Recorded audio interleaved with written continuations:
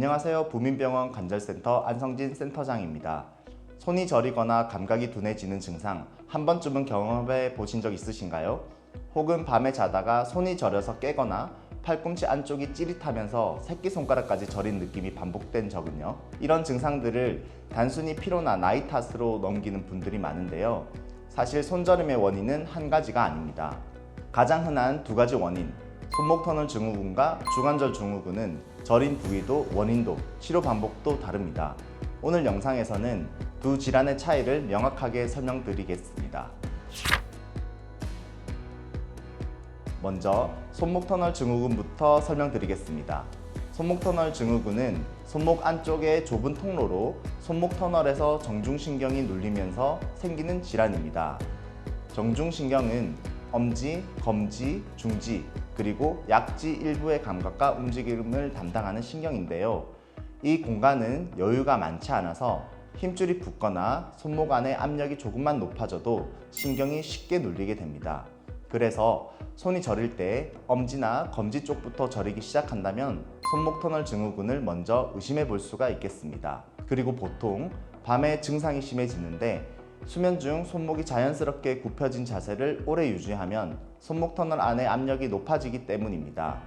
자다가 손저림 때문에 깨거나 손을 털어야 증상이 잠시 완화되는 경험을 하셨다면 이 신호일 수 있습니다. 다음은 주관절 증후군, 흔히 팔꿈치 터널 증후군이라고도 불리는 질환입니다. 주관절 증후군은 손목이 아니라 팔꿈치 안쪽을 지나는 척골신경이 눌리면서 생기는 질환입니다. 척골신경은 새끼손가락과 약지 쪽의 감각, 그리고 손의 세밀한 움직임을 담당합니다. 그래서 문제가 생기면 엄지 쪽이 아니라 새끼손가락부터 저리기 시작하는 것이 특징입니다. 팔꿈치를 굽히면 척골신경이 지나가는 통로가 좁아지기 때문에 전화통화를 오래 하거나 잠잘 때 팔꿈치를 접고 자는 습관이 있으면 증상이 악화되는 경우가 많습니다. 두 질환의 가장 중요한 차이는 어디가 저리냐입니다. 손목 터널 증후군은 엄지, 검지, 중지 쪽이 저리다고 할 수 있겠습니다. 정중신경이 눌리면서 이 신경이 담당하는 손가락의 증상이 나타나기 때문입니다. 반면 주관절 증후군은 새끼손가락과 약지 쪽이 저립니다. 척골신경이 담당하는 영역이 다르기 때문이죠.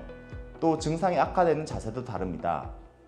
손목을 굽혔을 때 저림이 심해지면 손목 터널 증후군, 팔꿈치를 굽혔을 때 심해지면 주관절 증후군을 먼저 의심해 볼 수 있습니다. 손 검사에서 이상이 없는데 새끼손가락 저림이 반복된다면 그 원인은 손목이 아니라 팔꿈치에 있을 수 있다는 점 꼭 기억해 두세요. 두 질환 모두 증상이 서서히 단계적으로 진행됩니다. 초기에는 저림이 간헐적으로 나타나고 자세를 바꾸면 비교적 쉽게 호전됩니다. 그러나 중간 단계로 진행되면 낮에도 저림이 반복되고 손에 힘이 약해지는 느낌이 듭니다. 좀 더 진행된 단계에서는 감각 둔함이 지속되고 근육이 눈에 띄게 약해질 수 있으며 이 단계에서는 치료 후 회복에도 시간이 더 걸리게 됩니다. 두 질환 모두 증상이 가벼울 때 진단하고 치료할수록 회복이 훨씬 더 빠릅니다. 두 질환의 원인도 비슷한 듯 다릅니다. 손목 터널 증후군은 손목을 반복적으로 사용하는 생활 습관이 주 원인입니다. 스마트폰을 오래 쓰거나 마우스, 키보드 작업이 많거나 손목에 힘이 계속 들어가는 집안일을 자주 하시는 분들에게 잘 생깁니다. 임신이나 폐경처럼 호르몬 변화가 있는 시기에도 손목 안 조직이 쉽게 부어 증상이 나타나기 쉽습니다. 주관절 증후군은 팔꿈치를 굽힌 자세가 반복되면서 척골신경에 지속적인 압박이 쌓이는 것이 원인입니다. 책상에 팔꿈치를 괴는 습관, 팔꿈치를 굽힌 채 전화나 스마트폰을 오래 쓰는 것, 잠잘 때 팔꿈치를 접고자 하는 자세가 대표적입니다. 두 질환 모두 신경 압박이 얼마나 진행됐는지에 따라 치료 방향이 달라집니다. 증상이 초기라면 보존적 치료가 기본입니다. 손목 터널 증후군은 손목 보호대 착용과 주사 치료, 주관절 증후군은 팔꿈치를 굽히는 습관 교정과 보호대 착용을 먼저 시도합니다. 이 시기에는 신경 손상이 되돌릴 수 있는 상태라 보존적 치료만으로도 충분한 회복을 기대할 수 있습니다. 하지만 낮에도 저림이 지속되거나 손의 힘이 약해지고 물건을 자주 떨어뜨린다면 수술적 치료를 고려해야 합니다. 손목 터널 증후군은 정중신경을 누르는 인대를 절개해 공간을 넓혀주는 수술이고, 주관절 증후군은 척골신경을 압박하는 구조를 풀어주거나 신경 경로를 조정하는 수술입니다. 두 질환 모두 증상이 가벼울 때 치료를 시작할수록 회복이 빠릅니다.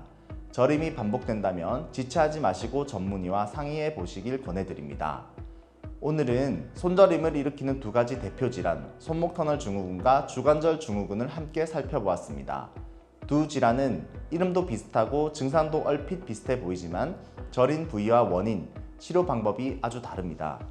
엄지와 검지 쪽이 저리다면 손목 터널 증후군, 새끼손가락 쪽이 저리다면 주관절 증후군을 먼저 의심해 보세요. 손저림이나 통증이 반복된다면 단순한 피로로 넘기지 마시고 꼭 전문의와 상의해 정확한 원인을 확인하시길 바랍니다. 오늘 영상은 여기까지입니다. 오늘도 부민하세요.